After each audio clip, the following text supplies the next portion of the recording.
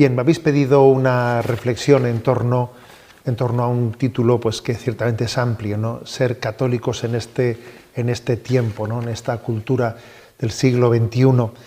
Y yo le pido al Señor que mis palabras, bueno, pues os ayuden en el discernimiento, en este discernimiento, porque fijaros, ser cristiano es vivir en discernimiento. Entendido el discernimiento como, por una parte, ir descubriendo los signos de los tiempos, tener la capacidad de leer los signos de los tiempos. ¿Os acordáis que hay algún pasaje evangélico en el que dice, ¿no? Si sabéis interpretar el cielo cuando vienen las nubes negras, etcétera, tenéis que ser también capaces de interpretar los signos de los tiempos, ¿no?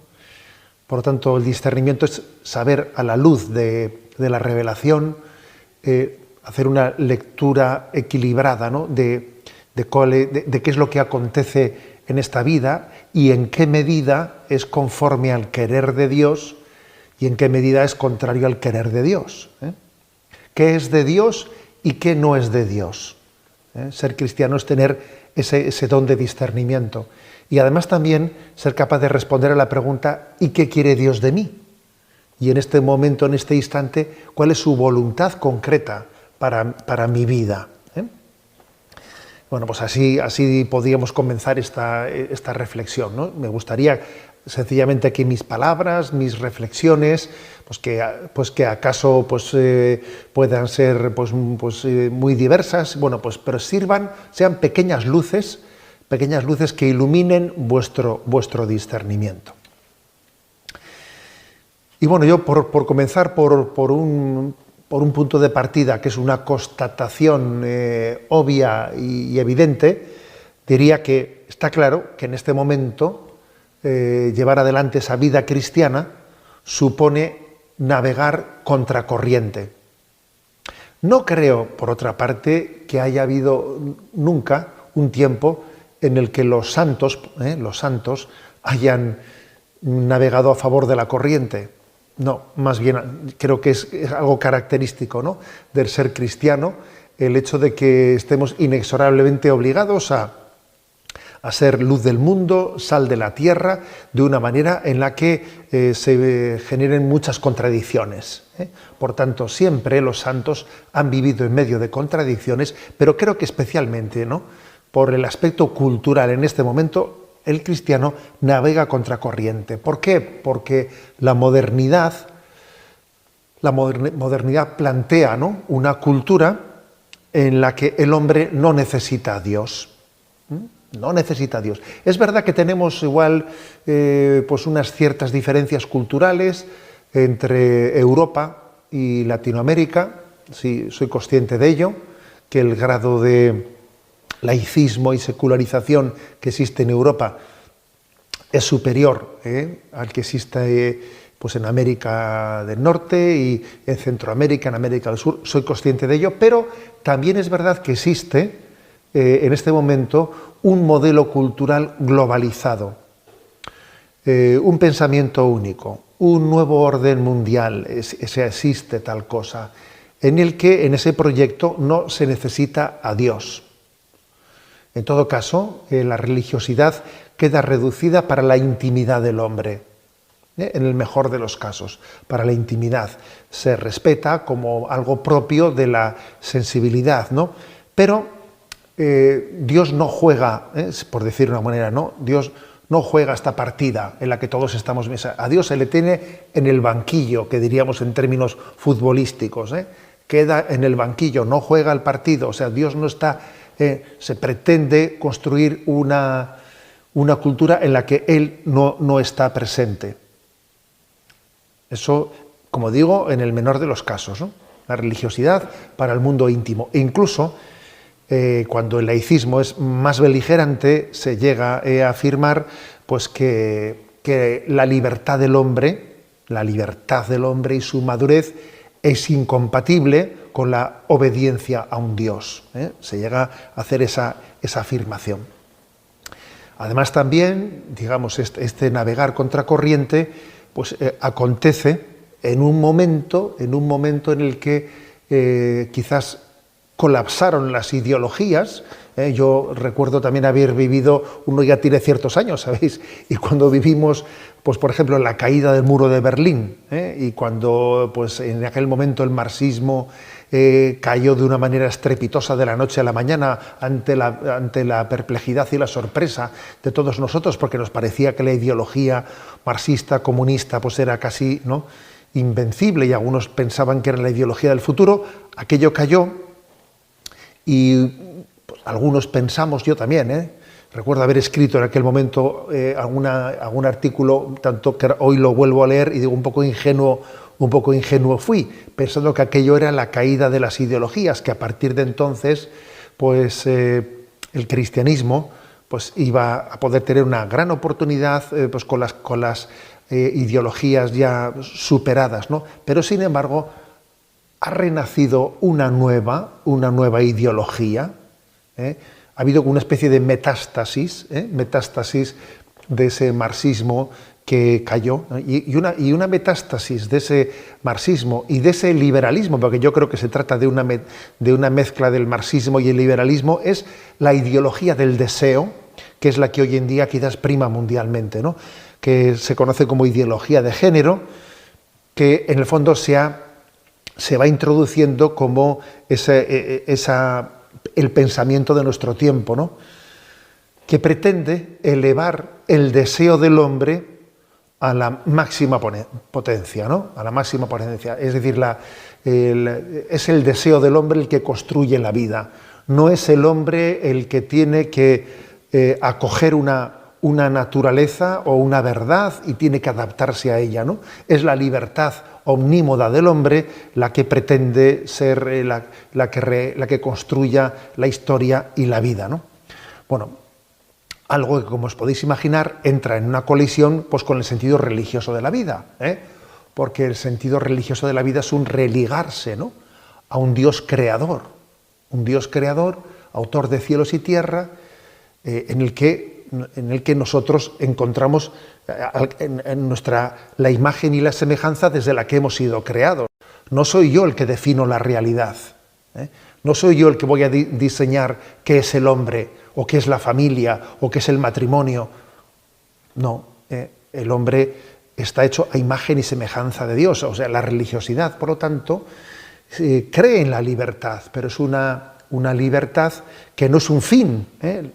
La libertad no es un fin, la libertad está al servicio, ¿no?, al servicio de la verdad, de un proyecto de vida. Bueno, como digo, por lo tanto, el cambio de paradigma cultural hace que, claro, pues que ser cristiano sea algo contracorriente, pero lo que es un gran reto es una gran oportunidad, y pocas veces como ahora, pues porque el hecho de que suponga ser cristiano navegar en contracorriente, pocas veces como ahora el cristiano tiene la potencialidad, la capacidad de la oportunidad de dar un testimonio de una identidad verdaderamente original, ¿no? Porque las ideologías, como digo, ¿no?, se han demostrado superadas, y porque en definitiva en un tiempo el mundo se dividía en derechas e izquierdas, ¿no? Pero hoy en día, hablar claramente, hoy en día un secularizado de derechas piensa básicamente lo mismo que un secularizado de izquierdas. Poco importa ser de derechas o de izquierdas cuando nuestra alma está secularizada, cuando vive sin Dios. Prácticamente el universo mundo es el mismo, ¿no? Discuten, se enfrentan en debates políticos, y parece que por la virulencia con la que hablan unos contra otros, parece que tendrían un pensamiento pues súper diverso, ¿no?, a juzgar por la pasión con la que se enfrentan los de derechas con los de izquierdas y los de izquierdas con los de derechas, pero sin embargo luego uno ve, cuando una vida se plantea sin Dios, que al fin y al cabo estamos hablando de más de lo mismo. Lo único que hoy en día verdaderamente marca la diferencia, lo único que hoy en día es una especie como de un voto de pensar en un mundo verdaderamente diferente, es el hecho cristiano. El hecho cristiano es el que marca la diferencia. Bien, por lo tanto, ser cristiano en este tiempo es un gran reto, una gran oportunidad, por otra parte, ¿no?, de mostrar ante el mundo la originalidad de Jesucristo. Bueno, voy a marcar en este contexto algunas, digamos, claves de cómo ser católico en este contexto, ¿no?, de cómo ser católico en un contexto tan, digamos, contracultural. Bueno, yo creo que el primer consejo, ¿no?, el punto de partida tiene que ser sencillamente el ser auténticos. El ser auténticos. ¿Qué quiero decir? Por cierto, la palabra ser auténtico es una palabra que la sensibilidad de nuestro tiempo valora. Valora, es decir, esta persona es auténtica, quiere decir que es coherente con lo que cree, que es coherente, ¿no? O sea, no tiene doblez. Su vida es que es previsible, se le ve venir, es decir, no juega estrategias, o sea, sencillamente una persona auténtica es la que muestra lo que tiene dentro, no tiene doblez, vive en la inocencia, ¿no?, en la inocencia de disfrutar de la filiación divina. O sea, yo creo que el punto de partida es este. Ser cristiano es tener bien marcado en nuestra vida cuál es el A, B, C de nuestra existencia. Habrá muchas crisis, habrá situaciones en las que rememos en contra de corriente, pero a ver, eso no deja de ser secundario. ¿Cuál es el A, B, C de nuestra vida? Yo, siendo jovencito, siendo un alumno en el colegio, tuvimos un capellán que él nos transmitió una oración, ¿no?, y nos la enseñó y nos dijo: mirad, aprenderos esto bien. Dios es mi Padre, qué feliz soy. Soy hijo suyo, soy hijo de Dios. Y nos decía: estas son las coordenadas claves de vuestra vida. En vuestra vida pueden pasar muchas cosas, pasarán con toda seguridad, pero es muy importante que las coordenadas de tu vida las tengas bien marcadas. Dios es tu Padre. Dios es mi Padre, qué feliz soy. Soy hijo suyo y soy hijo de Dios. Por lo tanto, ¿no?, la primera premisa para navegar en aguas turbulentas, sin que esas aguas nos engullan, la primera premisa es disfrutar del ser cristiano, disfrutarlo. No meramente tener un cumplimiento externo, sino, porque os voy a decir una cosa, cuando la meta es el cumplimiento, es imposible la perseverancia. Es imposible. Decía Santo Tomás de Aquino que las virtudes no están suficientemente consolidadas mientras que no nos resulten atrayentes, incluso mientras que no nos causen placer. O sea, cuando es un placer vivir la virtud, entonces es cuando la virtud está suficientemente consolidada. La primera premisa, pues, para navegar en aguas turbulentas, es esa inocencia propia de quien, como si no se diese cuenta de que estamos en medio de un terreno minado. Con esa inocencia de quien anda, pues, como si no fuese consciente, ¿no?, de que hay minas a la derecha y a la izquierda, o que las aguas son turbulentas. O sea, con la inocencia de decir: a ver, yo vivo ante Dios, vivo en su presencia, y lo esencial de mi vida no ha cambiado por mucho que el contexto social esté cambiando mucho, ¿no? Lo esencial de mi vida es que soy amado por Dios, que de Él he nacido, que lo que configura mi vida es eso. Soy amado, luego existo, ¿no? Mi autoestima está fundada en el amor de Dios. Eso es lo fundamental. Y lo valoro y lo disfruto. ¿Por qué subrayo esto de lo disfruto? Porque creo que una de las desgracias de nuestro tiempo o de nuestra vida cristiana no suficientemente plena es que a veces somos fieles, pero no lo disfrutamos. Y eso es una desgracia. Ser fiel y no disfrutarlo. ¿Puede pasar eso? Sí, el demonio tiene esa capacidad. tiene esa capacidad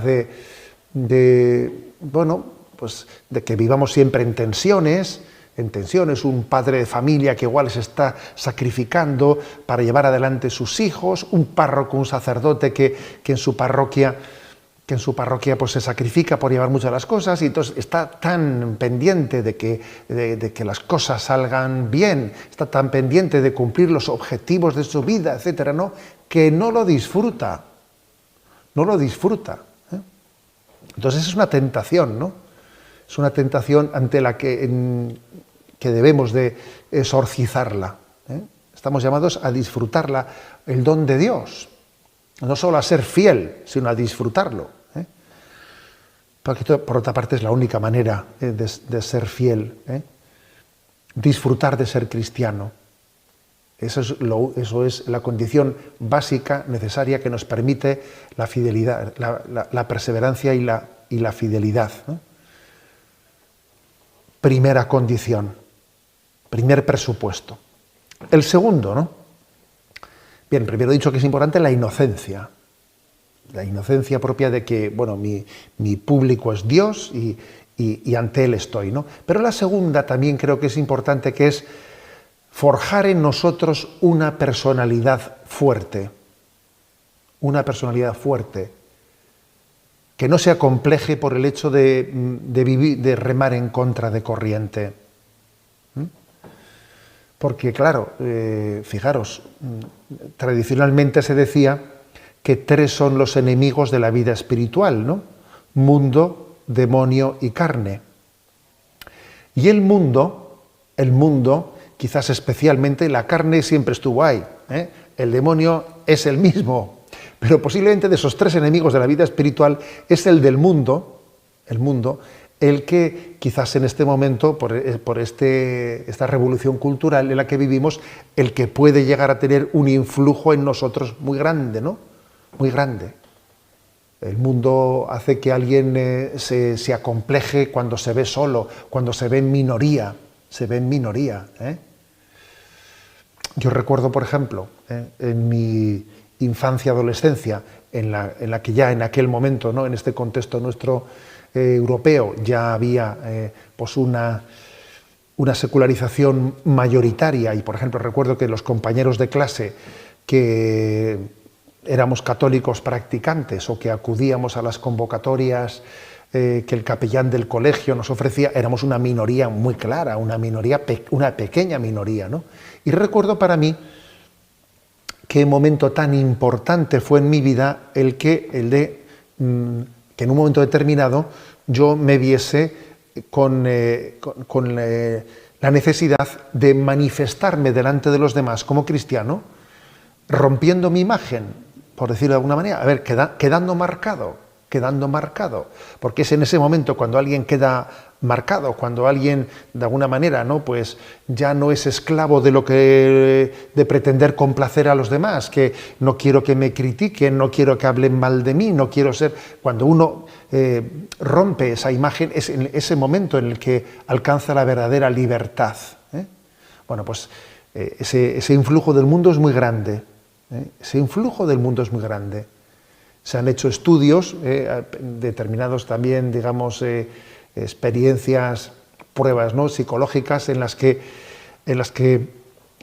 cuando se piden voluntarios, ¿no? Para hacer un experimento de tipo psicológico, cuando algunas personas pues son preguntadas sobre algo de lo que han sido testigos, pero otras personas que están al lado suyo están preparadas, ¿no? Están, digamos, conchavadas dentro de esta prueba y están manifestando algo diferente a lo que se ha visto. Y entonces, cuando es uno solo el que se queda frente a una opinión mayoritaria y tiene que decir lo que él ha visto y ve que él va a ser minoría y que los demás están diciendo que han visto algo de un color diferente, él termina teniendo la tentación de decir sí, es verdad que era de color verde, cuando él no lo había visto de color verde, pero la mayoría está diciendo que era de color verde.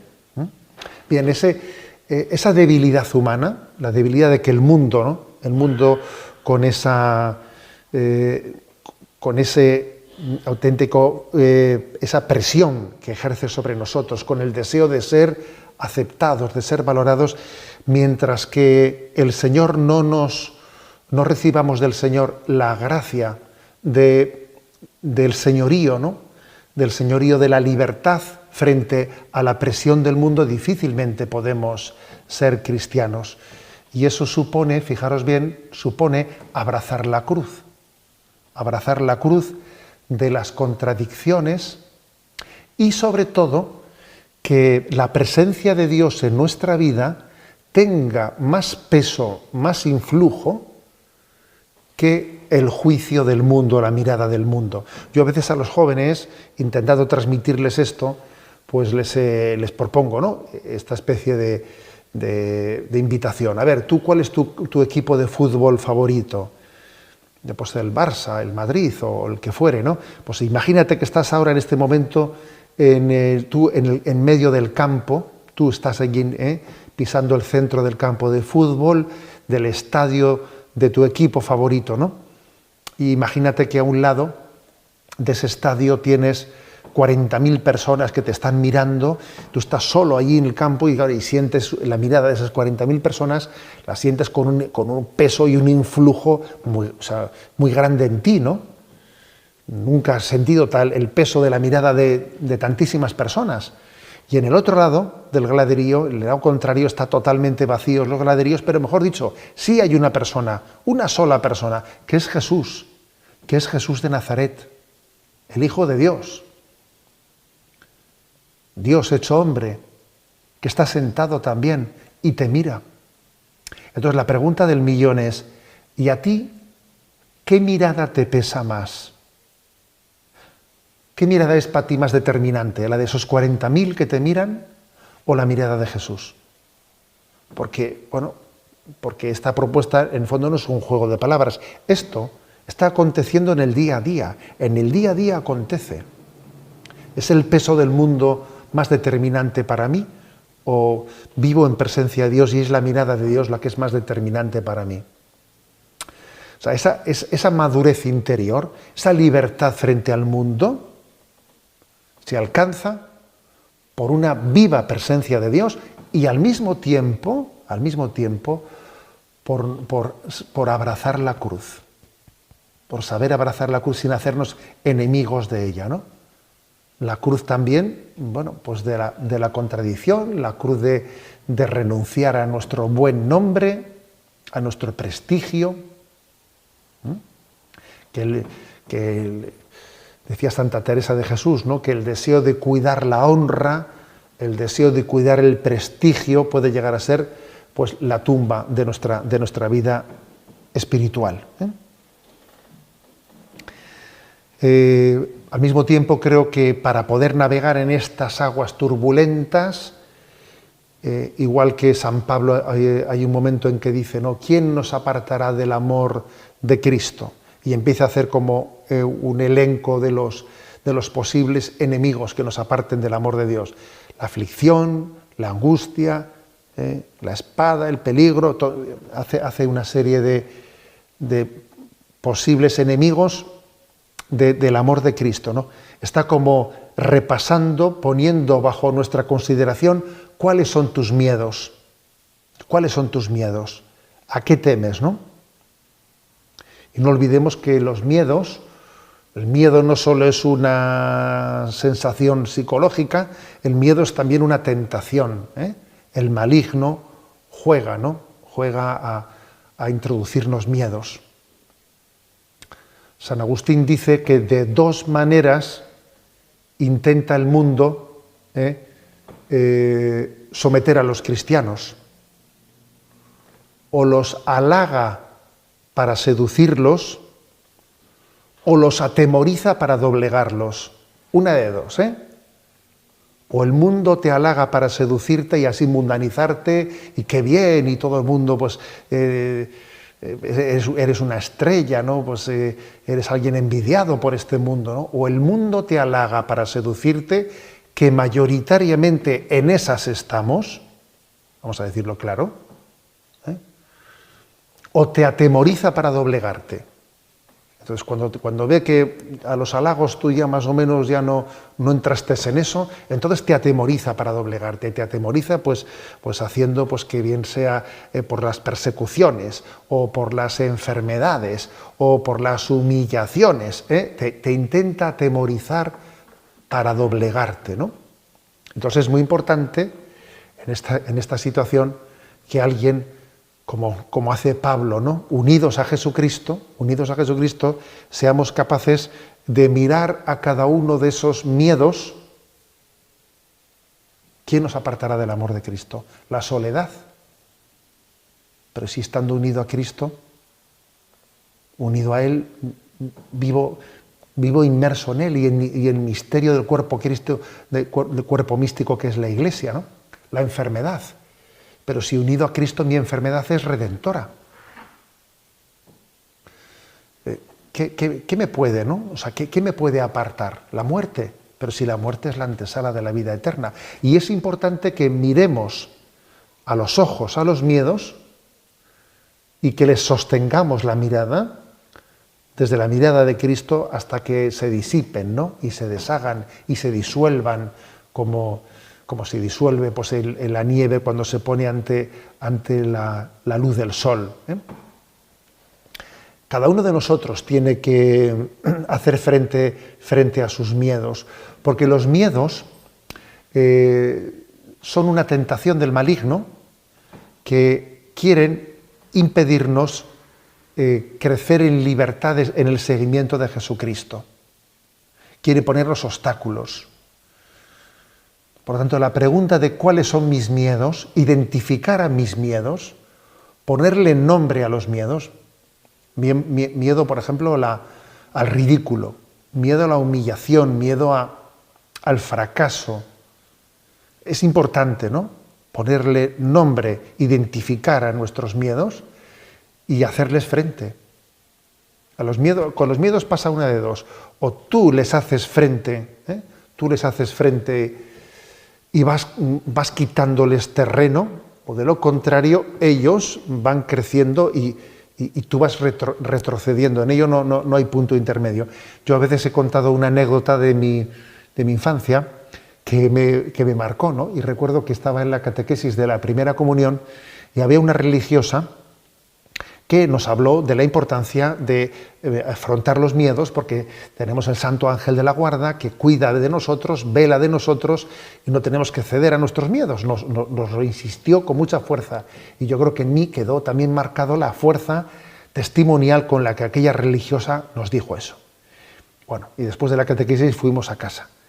El caso es que era invierno y en el hogar familiar, en la bodega, pues había allí una calefacción de leña a la que a veces mis padres me pedían que yo bajase y echase leña a la calefacción. A mí no me gustaba que me pidiesen tal cosa porque pues veía sombras por todos los lados y tenía miedo de que si los ratones, y bajaba, echaba dos leñas corriendo, cerraba y salía corriendo, ¿no?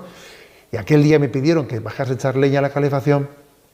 Y recuerdo que en aquel momento me vino a la mente la fuerza con la que aquella catequista aquella religiosa nos había dicho no tengáis miedo y hacer frente a vuestros miedos, ¿no? Y recuerdo pues haber abierto la calefacción y dije, a ver, despacio, no corras, José Ignacio, echa una leña, echa otra, date una vuelta, paséate, no salgas corriendo, venga, ahora vete ya. Y recuerdo un momento en la vida, un momento de gracia, un momento de un avance grande en la libertad y de la conciencia de que no tenía que ceder el terreno que Dios me había permitido ganar. Bueno, eso tenemos que aplicarlo a todas las situaciones de la vida, ¿no? Unido a Cristo, ¿a quién temeré? El Señor es la defensa de mi vida, ¿quién me hará temblar? Bueno, creo que esto también tiene que marcar, ¿no? Pues cómo navegar en medio de aguas turbulentas, cómo ser católico en este tiempo. Es muy importante identificar y afrontar nuestros miedos.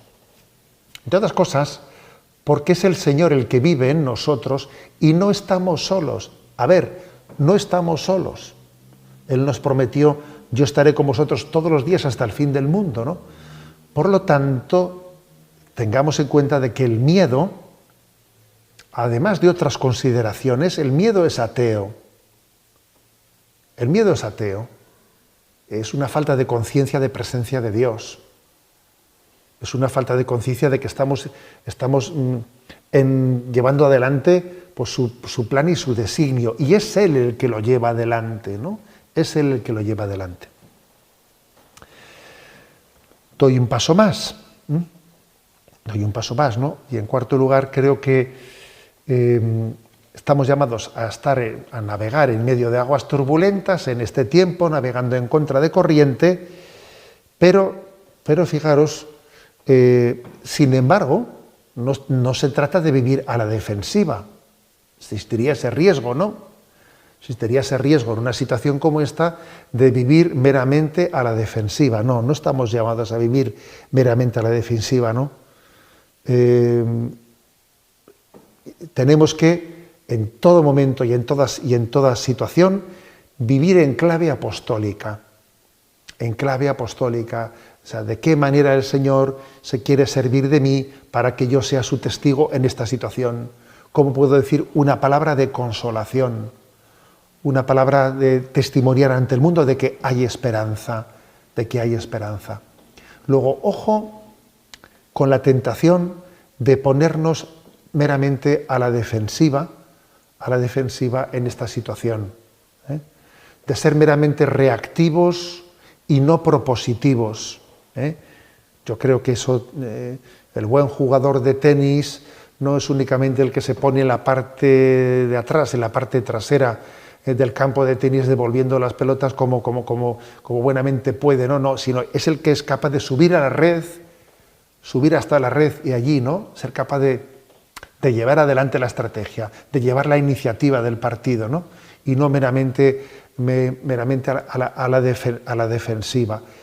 El Señor nos quiere aquí y ahora para ser sus testigos, ¿no? Y nos quiere que seamos una iglesia en salida, como suele repetir tanto el Papa Francisco, ¿no?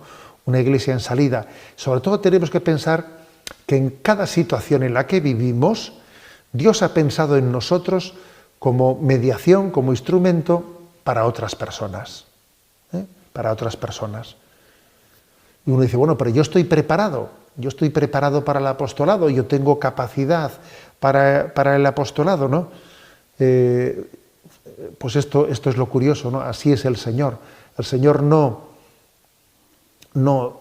llama, esa es la famosa frase de San Agustín, el Señor no llama a los capacitados, sino que capacita a los que llama. Esto ha sido siempre así en la vida cristiana. El Señor no llama a los capacitados, sino que capacita a los que llama. Si no, yo no estaría aquí hablando. Y vosotros no estaríais ahí escuchando. Se aprende a nadar tirándose a la piscina. Se aprende a hablar balbuceando. Y así en todas y cada una de las cosas que hacemos, ¿no? Bueno, pues siendo por lo tanto testigos y estando en la primera línea, floreciendo donde Dios nos ha plantado, ¿no? Y siendo testigos en ese momento y situación. Un paso más. Creo que nuestro ser cristiano en esta situación y en este momento tiene que subrayar una característica, ¿no? Una forma de dar testimonio, ¿no? Que es la alegría cristiana. La alegría cristiana,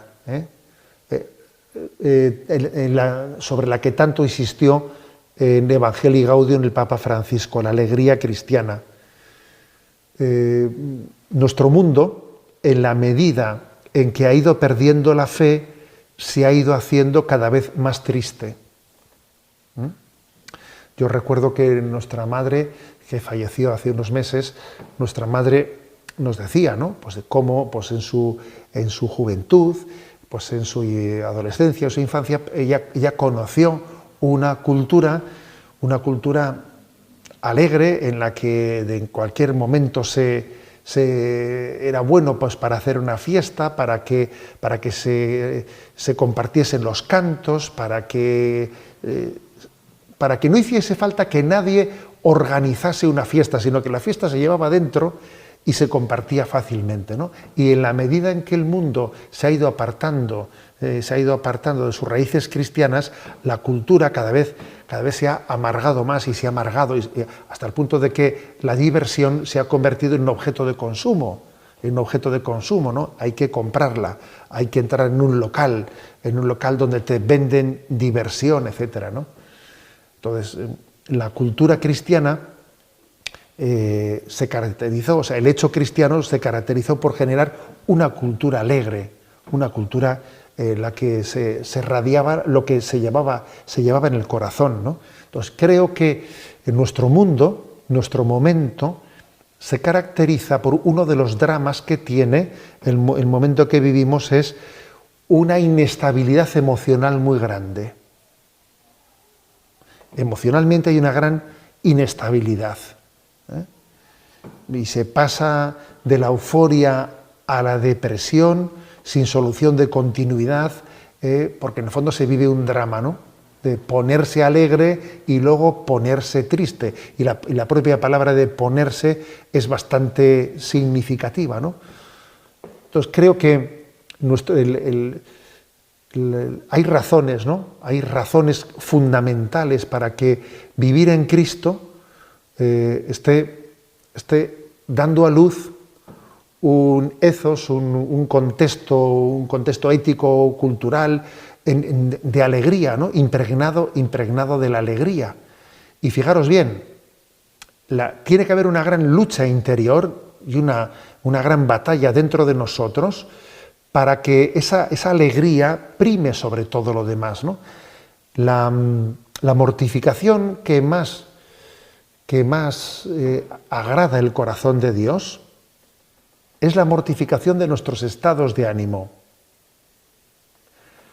La mortificación de nuestros estados de ánimo que sobrevienen a veces sobre nosotros sin una razón, sin una causa justa, ¿no? En la que nos roban la alegría que debe de anidar en nuestro corazón. Esa es una mortificación totalmente necesaria. La mortificación de nuestros estados de ánimo es necesaria para poder glorificar a Dios, para poder vivir en madurez, para no estar sometidos a los vaivenes de cualquier viento y marea, ¿no? Hay, por lo tanto, ¿no? Es importantísimo tomarnos en serio la mortificación de nuestros estados de ánimo, porque somos hijos de una cultura de vaivenes emocionales continuos, una cultura que se caracteriza por una falta de racionalidad tremenda y por un exceso de emotividad emocional. Es continuamente un bombardeo, una manipulación emocional. Si os fijáis, la mayoría de los publicitarios, spots publicitarios, pues que suele ser muy interesantes ver, ¿no? En los spots publicitarios qué tipo de resortes son los que se intentan tocar en el ser humano, ¿no? Para poder conseguir que tenga éxito en su consumo. La mayoría de los spots publicitarios tocan el resorte de lo emocional. Estamos en una cultura que tiene una carencia grande de racionalidad, y más bien fácilmente somos arrastrados por los estados emocionales. Pues uno, según el estado emocional que tenga, pues actúa de una manera o de su contraria. Incluso hay muchas personas que te dicen que su religiosidad o su vida de fe dependerá del estado emocional en el que esté. Si tengo un estado emocional determinado, rezo. Si no tengo ese estado emocional, pues no me relaciono con Dios. O sea, vivo sujeto a los estados emocionales. Pero sin embargo, la madurez cristiana es aquella que descubre que tiene razones para la alegría y razones para la esperanza de una manera permanente, mucho más allá de nuestros estados emocionales, ¿no? O de los vaivenes que podamos vivir en ellos, ¿no? Es por lo tanto creo que otro aspecto clave. Doy un paso más, y es el hecho de percatarnos de que en esta cultura en la que vivimos, esta cultura también se caracteriza por la cantidad de heridas afectivas tan grandes que arrastramos. En gran parte nuestra vida espiritual puede estar también condicionada, sin que nosotros nos demos cuenta, por las heridas afectivas de partida. En la medida en que la cultura se ha desordenado tremendamente, en la medida que no hemos tenido la experiencia de una familia cristiana estructurada, equilibrada, en la que hayamos sido educados, ¿no? Pues en la medida en que la familia cristiana se ha roto, y son pocas estadísticamente las familias que han crecido unidas de una manera estable, claro, todo eso ha generado muchas heridas afectivas, de muchos tipos, ¿no? Fruto de haber padecido infidelidades, fruto de haber también sufrido por la separación de los padres, fruto de muchísimas cosas, ¿no? Estamos en una generación que arrastra muchos abusos de muchos tipos, abusos sexuales, muchas heridas afectivas que están, a veces somos más conscientes de ellas, otras veces más están en el inconsciente, pero caracterizan nuestro tiempo. Creo que esas heridas afectivas yo me atrevería a resumirlas en tres tipos de heridas afectivas, ¿no? Unas que sobre todo han generado la herida del narcisismo. La herida del narcisismo, pues porque nos hemos acostumbrado en esta cultura, quizás nuestros padres que lucharon por la supervivencia, cuando alguien ha luchado por la supervivencia es difícil que sea un narcisista. Cuando alguien ha tenido una familia numerosa es difícil que sea un narcisista. Pero cuando alguien ha vivido cómodamente y ha sido un hijo único y todo se ha centrado en torno a él y ha vivido de una manera más bien cómoda, es bastante más fácil, bastante más probable que que tenga tendencias narcisistas. Y el narcisismo caracteriza nuestra cultura en Europa de una manera muy clara, clarísima.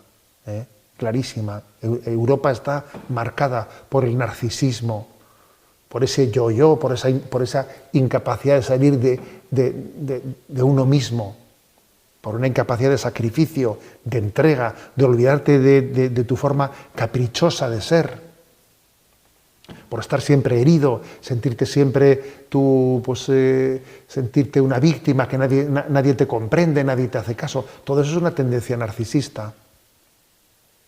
La segunda herida afectiva, que también marca nuestro tiempo, es la del pansexualismo. A ver, hemos tenido, después del mayo del 68, un bombardeo por tierra, mar y aire de sexo, que eso ha originado que se genere un divorcio entre la sexualidad y el amor. Dios los creó plenamente integrados, ¿no? Pero nuestra cultura ha divorciado totalmente la sexualidad y el amor. Y eso ha generado en nosotros pues una gran herida afectiva. No saber amar. Vivir la sexualidad de una manera destructiva, queriendo no entregarse, sino poseer a las personas para el propio placer. El sexo se ha llegado a convertir en una trampa, en una adicción autodestructiva. Lo que ha ocurrido con la llegada de Internet y la pornografía en Internet es tremendo. Internet ha disparado las adicciones al sexo, ¿no? Entonces, eso es una gran herida afectiva. Y muchísimas personas sufren por esto. Es uno de los principales motivos de sufrimiento. Y esto está como oculto, no se dice, se habla poco de eso. El tanto por ciento de las búsquedas que se hacen en Internet buscando pornografía y consumiendo pornografía es altísimo. altísimo. Aquí cuando comenzó en España con motivo de la crisis de la pandemia, cuando llegó el confinamiento, que hubo un momento allí por el mes de marzo en el que el gobierno decretó un confinamiento total y absoluto, que no se podía salir de las casas, pues hubo un momento en el que yo recuerdo, ¿no?, que grabé un vídeo diciendo, a ver, en este momento de confinamiento van a pasar cosas bien diversas, o sea, habrá familias que se rompan, otros que se descubran y comiencen a convivir por primera vez, algunos que por primera vez van a leer la palabra de Dios y van a meditar la liturgia, otros que sin embargo se van a enganchar a los juegos, a las adicciones, a la pornografía, que se van a destruir, o sea, van a pasar cosas muy diversas, ¿no? Entonces, ojo porque digo que el narcisismo y el pansexualismo son dos de las grandes, ¿no?, heridas afectivas. Y la tercera gran herida afectiva, me atrevería a decir que es la desconfianza. La desconfianza, el que nadie ya se pueda fiar de nadie. Porque cuando uno en su vida ha experimentado ya distintas frustraciones, cuando te han fallado tus seres queridos y te han fallado tus amistades, o te han fallado pues una persona de la que te enamoraste y después de haberte enamorado sufriste una traición, entonces tienes el síndrome de la desconfianza. El síndrome de la desconfianza, ¿no?, en el que nadie entrega ya el corazón a nadie y que incluso uno renuncia a amar para no sufrir por la desconfianza que le crea. Bueno, pues esto caracteriza nuestro tiempo, y ¿sabéis lo que os digo? Que hoy en día es importantísimo el acompañamiento y el discernimiento para que identifiquemos nuestras heridas afectivas, igual que antes he dicho de los miedos. Identificar las heridas afectivas, ponerles nombre, ponerlas en presencia de Dios, ofrecerlas e irlas sanando en la medida en que se puedan sanar, pero por lo menos en la medida que somos conscientes que esas heridas no estén determinando, haciendo imposible, ¿no?, nuestra vivencia del Evangelio, nuestro seguimiento a Jesucristo. Porque, por ejemplo, si uno es un narcisista, por ejemplo, si uno es un desconfiado, no se fía de nadie, si uno está atrapado por las adicciones del sexo, a ver, todo eso le está impidiendo el seguimiento a Jesucristo. Entonces creo que en este tiempo nos tenemos que tomar muy en serio la importancia de buscar acompañamientos espirituales que nos ayuden a discernir y que nos ayuden a ir todas las heridas de nuestra vida, a irlas poniendo en presencia de Dios, haciendo luz en nuestra vida y superando esas heridas. Porque además pasa una cosa, ¿no? Hay algo que es terrible, que cuando hemos sido objetos, ¿no?, de heridas, hemos padecido heridas y no las identificamos y las ponemos en presencia de Dios y las sanamos, solemos repetir las heridas generándolas nosotros con los demás. Hemos odiado determinadas cosas que a nosotros nos hicieron y uno mismo se ve repitiendo con los demás las heridas que él padeció. Por eso es tan importante romper esa cadena maldita, una cadena maldita de pasar de ser víctima a ser verdugo. A veces hemos sido víctimas y luego nos convertimos en verdugos, ¿no?, en esas heridas afectivas que se suceden.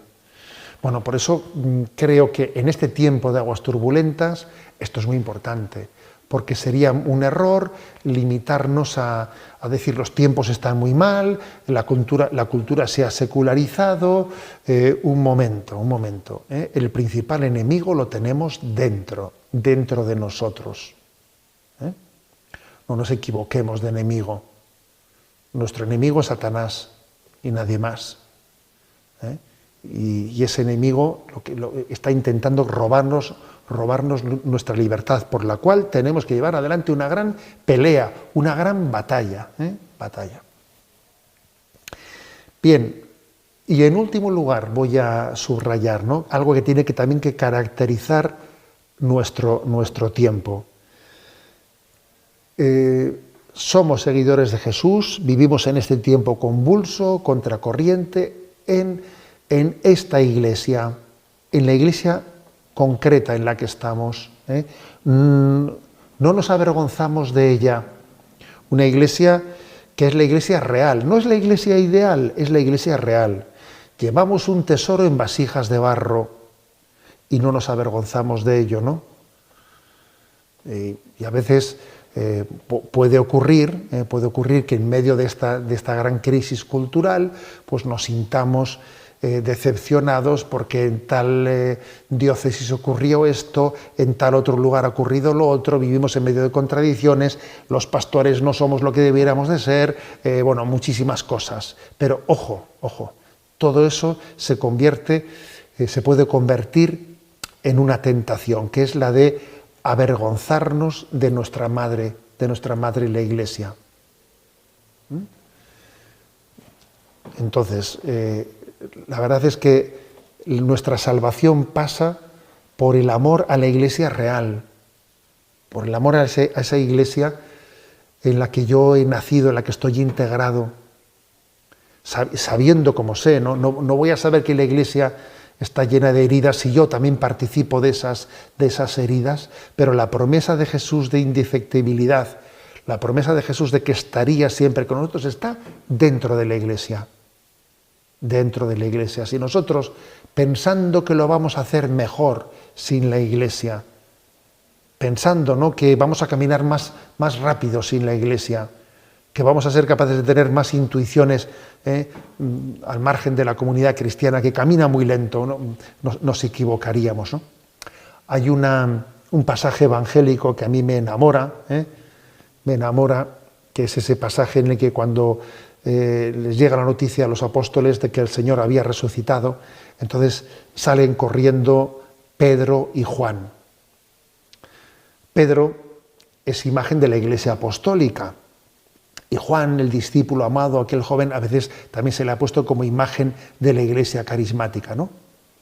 Entonces Juan, que era más joven, corría más que Pedro y Juan llegó primero al sepulcro, pero dice, pero no entró. Esperó hasta que llegase Pedro. Y cuando Pedro llegó, entonces entraron los dos. Y es curioso esta imagen, ¿eh? Es decir, Juan, por el hecho de ser el discípulo amado, por el hecho de haber tenido esa experiencia, de haber reclinado su cabeza en el costado de Cristo, etc., nunca por ello cayó en la tentación de apartarse de esa comunidad apostólica, porque entonces hubiese corrido en vano, hubiese corrido en vano. Y lo que nos garantiza el no ser engañados, lo que nos garantiza acertar, ¿no? Porque yo aquí he dado una serie de consejos de cómo caminar, he dado una serie de consejos de cómo en una situación de laicismo, de cultura secularizada, cómo vivir nuestra vida. Pero ojo, la clave está, lo que verdaderamente nos va a garantizar, ¿no?, pues el no ser engañados es el ser hijos de la Iglesia, caminar en fidelidad hacia ella, en fidelidad. La fidelidad es la que nos garantiza que todo lo que hemos dicho hasta aquí va a ser bendecido por Dios. No existe la bendición de Dios, ¿no?, al margen de esa fidelidad a la Iglesia. Y además creo que cuando en la Iglesia se nos piden se nos piden entregas de obediencia, que no son especialmente costosas, que a veces puede ocurrir, pues que me pidan algo que me cueste mucho, que yo había hecho una cosa y ahora me piden desprenderme de ella, muchas cosas, ¿no? Son momentos en los que tenemos la oportunidad de entender que es Cristo el que lleva adelante las cosas en su Iglesia y no somos nosotros, ¿no? Ese texto también en el que el Señor le dice a Pedro, ¿no? Pedro, cuando tú eras joven, tú mismo te ceñías e ibas a donde querías, pero cuando seas viejo, otro te ceñirá y te llevará a donde no quieras. Ven y sígueme, ¿no? Es como diciendo, mira, tú a veces en la Iglesia has hecho muchas cosas, pero las has hecho por tu impulso juvenil, las has hecho buscándote a ti mismo en ellas. Ojo, que a veces podemos hacer muchas cosas en la iglesia buscándonos a nosotros mismos, ¿no? Pero cuando seas viejo, otro te ceñirá y te llevará donde no quieras. Ven y sígueme. A mí este texto me parece un texto de autentificación de la vida, porque lo más auténtico de nuestra vida no es lo que hemos hecho bajo nuestra propia iniciativa, bajo nuestros propios planes, con un riesgo grande siempre de buscarnos a nosotros mismos, ¿no? Sino lo más auténtico de nuestra vida es lo que hemos hecho cuando hemos dejado a Cristo, que en la obediencia de la Iglesia seamos llevados y seamos conducidos y demos un voto de confianza. Un voto de confianza que es Cristo, ¿no?, quien dirige su Iglesia y que es Cristo quien la conduce. Bueno, bien, dejo aquí estas reflexiones que, como he dicho al principio, ojalá sirvan para el discernimiento, son luces para el discernimiento, porque ¿qué es ser cristiano? Ser cristiano es discernir. Ser cristiano es buscar el querer de Dios, la voluntad de Dios, es leer los signos de los tiempos, ¿no? Es responder a la pregunta de qué quiere Dios de nosotros en ese tiempo, en este momento y en este lugar.